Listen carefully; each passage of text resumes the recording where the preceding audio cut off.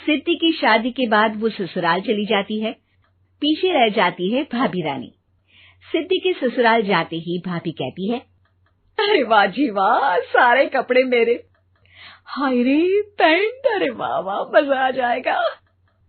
अरे ये सिद्धि की अलमारी के सामने खड़े होकर क्या बड़बड़ा रही है? जाकर देख मेहमानों को विदाई की मिठाई मिली कि नहीं। अब हाँ माँ जी, क्यों नहीं, लेकिन पहले कपड़े तो बदल लूं। अब रानी आ जाती है सिद्धि के उन कपड़ों में जो वो ससुराल जाने से पहले घर छोड़ जाती है। अरे रानी, कुछ दिन रुक जाती।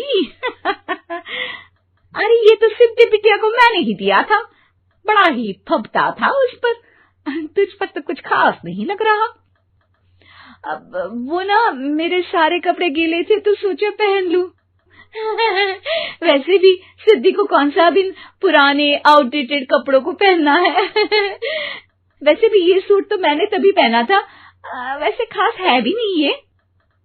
हाँ ठीक है, लेकिन ना मेरी सिद्धि पर तो जमता था। सारे मेहमान चले जाते हैं और सिद्धि ससुराल से मायके पहली बार आती है। अपना घर, अपना कमरा, अपनी अलमारी। ये बोलकर जैसे ही सिद्धि अलमारी खोलती है तो सामने उसके कपड़ों की जगह कुछ और ही रखा होता है। माँ, जरा कमरे में तो आना। सास और रानी वहां पहुंच जाते हैं। रानी ने पहनी होती है सिद्धि की जींस और टी शर्ट। अरे भाभी, ये क्या? ये तो मेरी बड़ी ही महंगी टी शर्ट है, इसे आपने घर में क्यों पहनी है? अरे बहुत मिलती है दीदी ये चौक की मार्केट में, 150 में। ओ भाभी प्लीज, ये एरोपोस्टल है, 2000 की एक टी शर्ट। ओहो, 2000 में तो दीदी 4 साड़ी आ जाए। अब क्या बोलूं? भाभी, ये मेरी अलमारी में छोटू के कपड़े, तो मेरे कपड़े कहाँ हैं? मेरी अलमारी में? अब दीदी आपको कौन से पुराने कपड़े पहनने थे? माना भाभी, लेकिन मैं जब घर आती तो यही सब पहनती ना। अरे तुम तो बड़ी कंजूस हो दीदी। खैर, वक्त आता है जब सिद्धि ससुराल के लिए रवाना हो रही होती है।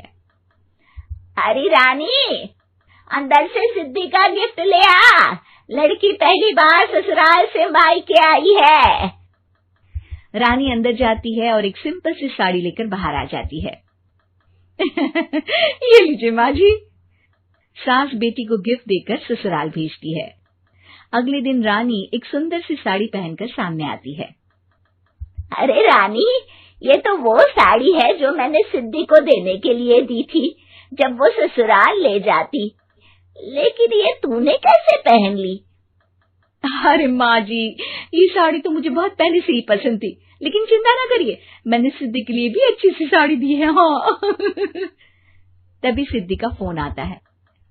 क्या माँ, कुछ अच्छा तो दिया होता ससुराल ले जाने के लिए। अरे पहले दिखा दिया होता। यूं चमकते हुए पैकेट में नौकरानी वाली साड़ी मत दिया करो माँ। अरे बेटे, वो तेरी भाभी ने ना गलती से उससे पैकेट बदल गया। हाँ, मैं कल ही तेरे भाई के हाथ से तेरा वाला पैकेट भेज दूंगी। अरे रहने दो माँ, आई एम श्योर भाभी ने अभी वही साड़ी पहनी होगी जो तुमने मेरे लिए रखी थी। तुम तो समझ नहीं पाई उनको। खैर छोड़ो, मैं ज्यादा बोलती अच्छी नहीं लगती, रहने दो, आपको उन्हीं के साथ रहना है, फिर बात करेंगे। सास को रानी पर गुस्सा आ जाता है। वो उसके कमरे में जाती है जहाँ वो शादी का एल्बम देख रही होती है। रानी, मार्केट जाकर एक ऐसी ही साड़ी लेकर आ, कल प्रतीक जाकर सिद्धि के घर दे आएगा। अरे क्यों माँ जी, कितनी साड़ी देनी है दीदी को? यहाँ कोई सेल लगी है क्या? अरे चुप कर, मेरे बेटी के हिस्से की साड़ी खुद पहन ली, अब ज्यादा ज्ञान बांट रही है। एक दिन सिद्धि का फोन आता है। माँ, मेरी सास ने आप सबको खाने पर बुलाया है। सारे लोग सिद्धि के ससुराल पहुंचते हैं। खाना खाकर वो लोग निकल रहे होते हैं कि सिद्धि की सास सभी को गिफ्ट देती है। अरे बहन जी, बेटी के घर का खाना खा लिया, यही बहुत है जो आप ऊपर से गिफ्ट भी दे रही है। अरे बहन जी, आप भी कहाँ इन बातों पर विश्वास कर रही हैं। सास सभी को गिफ्ट देती है, लेकिन रानी को जो साड़ी देती है वो अजीब सी हरे रंग की लाल रंग के बड़ी छाप वाली होती है। अरे छी, ये कौन पहनेगा? सासू माँ को तो जरी वाली इतनी सुंदर, और मेरे लिए ये नौकरानी वाली। अरे भाभी, दरअसल मैं जब भी घर आती थी आप वापसी में ऐसी ही साड़ी देती थी ना, तो माँ ने सोचा कि आपको आपकी पसंद की ही साड़ी क्यों ना दी जाए। बेचारी रानी, बोलती भी तो क्या। सिद्धि और सास रानी का चेहरा देखकर हंसने लगती है, तो रानी समझ जाती है कि अपने ही बिछाए जाल में वो फंस चुकी है।